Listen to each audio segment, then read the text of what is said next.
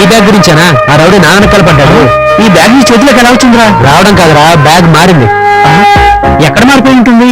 Accident అవ్వకముందు ఆ రౌడీని పోలీసులు తరువుకొస్తున్నారు. వాడు నాకు డాష్ ఇచ్చాడు.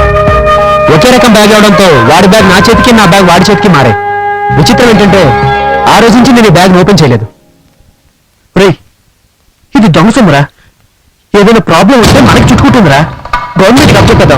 వద్దురా, అది దొంగ సొమ్మే కావచ్చు, కానీ చేతికి వచ్చిన అదృష్టాన్ని వదులుకునేంత మూర్ఖుని కాదు. నాకు డబ్బే అది ఎలా వచ్చిందో నాకు అనవసరం. నువ్వే నేను మాట్లాడుతుంది. నువ్వు ఎంతో మంచిగా ఉంటున్నావు. ఇప్పుడు నీ అసలు రూపం బయటపడింది. మాత్రం డబ్బు కోసం మా జీవితాలతో ఆడుకుంటావా? రే కాంతి, వాడు చెప్పింది నిజమేరా. అంతకు ముందే మా వల్ల ప్రాబ్లం జరిగింది. అదే ప్రాబ్లం మళ్ళీ జరగకుండా వాడు చెప్పింది చేయరా. నా వల్ల కాదురా.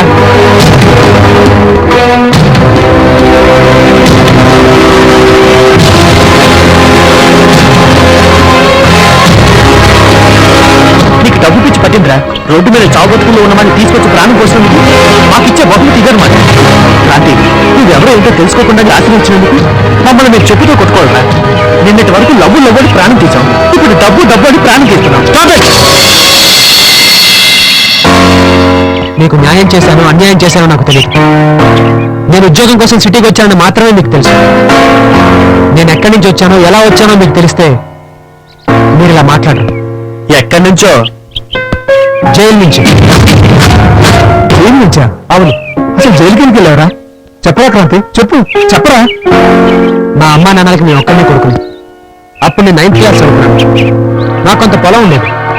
వర్షాలు పడక పంట రాకపోవడంతో మా నాన్న దొరికిన చోటల్లా అప్పులు చేసి ఆ డబ్బుతో ఇల్లు గడిపేవాడు. చివరికున్న పొలం కూడా అమ్మేసి కొంత అప్పు తీర్చాడు. కొంతకాలం తర్వాత నాన్నకు ఆరోగ్యం బాగాలేక మంచాన పడ్డాడు. నాన్నకి సేవలు చేస్తూ అమ్మ అక్కడ ఇక్కడ పనిచేస్తూ మిమ్మల్ని పోషించేది. ఈలోగా అప్పుల వాళ్ళు బాగా వేధించేవాళ్ళు. అందరికీ అమ్మ ఏదో ఒకటి చెప్పి పంపించేసేది.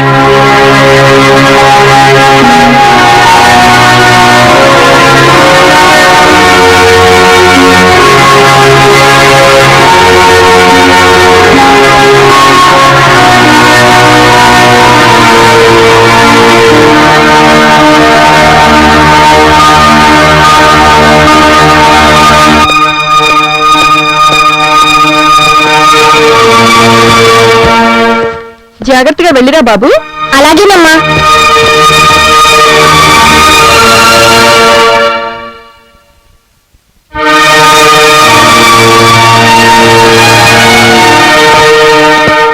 ఎరా మీ అమ్మంగా ఉంది.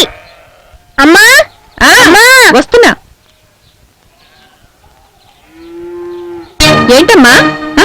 అయ్యా మీరా?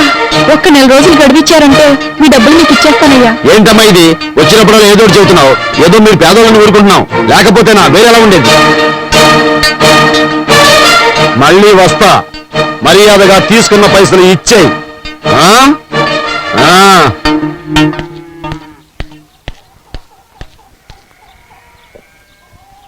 నువ్వు వెళ్ళమ్మా.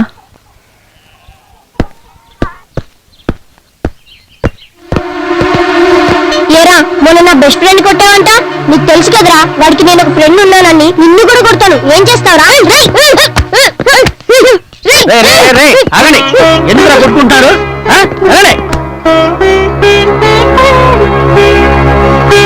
తెచ్చిన మందులన్నీ అయిపోయాయి. చేతిలో చిల్లి గవ్వ కూడా లేదు. పోనీ ఎక్కడైనా అప్పు చేద్దామా అన్నా అప్పు కూడా పుట్టడం లేదు. ఇప్పటికే అప్పులిచ్చిన వాళ్ళు అవి తీర్చమని ప్రాణం తీస్తున్నారు. నాకేం చేయాలో అర్థం కావట్లేదు.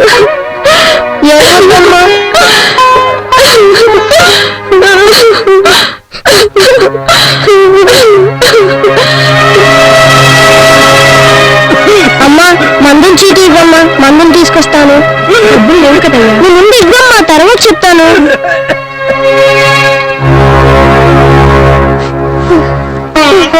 అమ్మా ఇదిగో అమ్మా మందులు. నీ దగ్గర డబ్బులు లేవు కదరా? ఎవరిచ్చారు? ఎలా తీసుకొచ్చావు? నాన్న మందులకు డబ్బులు లేవని మా టీచర్తో చెప్పానమ్మా. మందులు లేకపోతే చచ్చిపోతాడని కూడా చెప్పానమ్మా. వెంటనే టీచర్ అందరి దగ్గర చందాలు తీసుకొని ఇచ్చారమ్మా. అంతేనమ్మా, నేను ఏ దొంగతనం చేయలేదమ్మా. సుజాత, బయటకు రావే.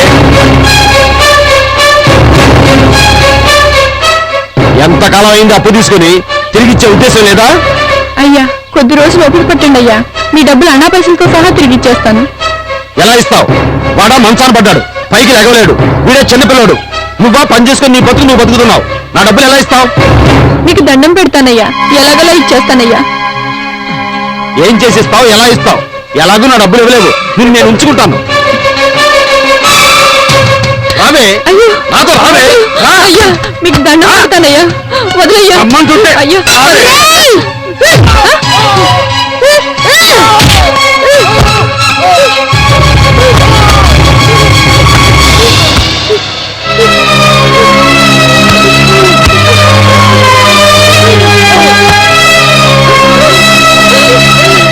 ఎంత పనిచేసావురా క్రాంతి.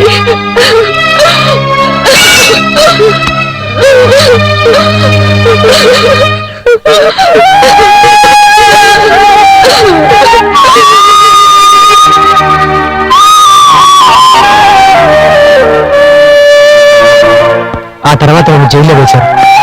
కొంతకాలానికి అమ్మా నాన్న చనిపోయారని తెలిసింది. నన్ను బోస్టన్ స్కూల్లో వేశారు. నా చదువు కొనసాగించాను. అక్కడే నాకు చందు పరిచయం అయ్యాడు. దానికోసమే సిటీకి వచ్చాను. ఎలాగైనా డబ్బు సంపాదించాలి, నాలాగా మరో కుటుంబం అన్యాయం కాకూడదనే ఉద్దేశంతోనే ఇలా చేశాను. మనసులో ఇంత బాధ పెట్టుకుని బయటికి అంత ఆనందంగా ఎలా ఉండగలిగారా? సారీరా, నిజమేంటో తెలుసుకోకుండా నేను చాలా మాట్లాడినాను. పర్వాలేదురా. ఇంతకీ వాటితో ఏం చేద్దాం అనుకున్నారా? మనం జీవితాంతం కష్టపడ్డా అంత డబ్బు సంపాదిస్తామా? కాబట్టి వీటితో బిజినెస్ చేసి ఆ డబ్బు సంపాదించాలి. ఆ డబ్బుతో నిరుపేదలకు మనకి తోచిన సహాయం చేద్దాం. మనందరం దీంట్లో పార్ట్నర్స్. ఏం బిజినెస్ చేద్దాంరా? ఫార్మా కంపెనీ ఓపెన్ చేద్దాం. నిరుపేదలకి మందులు ఉచితంగా ఇద్దాం. 100 రూపాయలు పెట్టి మందులు కొనలేక ఎంతో మంది పేదలు చనిపోతున్నారు. అలా చేయగలిగితే చనిపోయిన నా తల్లిదండ్రుల ఆత్మ శాంతిస్తుంది. క్రాంతి, బుల్లి పిట్ట బుద్ధి పిట్ట గూటిలోని గువ్వ పిట్ట వెంట వెంట వచ్చే